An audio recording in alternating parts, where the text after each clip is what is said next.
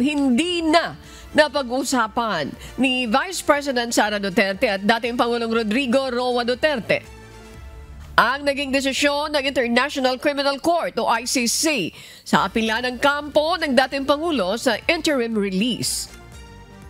Muling dinalaw ni VP Sara si dating Pangulong Rodrigo Duterte sa ICC Detention Facility sa The Hague, Netherlands kahapon. Paliwanag ni VP Sara, sadyang hindi niya binuksan ang usapin sa interim release upang hindi madagdagan ang bigat ng isipin ng dating Pangulo.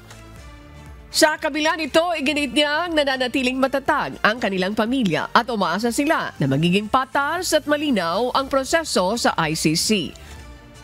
Ilang oras din na nagkwentuhan ng dalawa tungkol sa takbo ng politika sa Pilipinas, mga kasalukuyang issue sa pamahalaan, at mga bagay na nakaapekto sa kanilang pamilya at partido sa politika.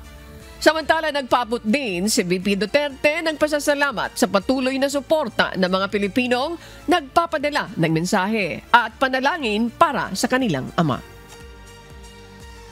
Thank you for coming and showing your support to President Duterte. Tapos nagsabi siya na, kasi nabanggit ko kanina na merong mga Filipinos dito sa labas ngayon. Sabi niya na nakailang ulit na daw siya nasabi sa inyo na natanggap niya daw lahat ng messages niyo, na tanggap niya rin ang mga prayers ninyo, and do not daw parang sacrifice your health staying out in the cold.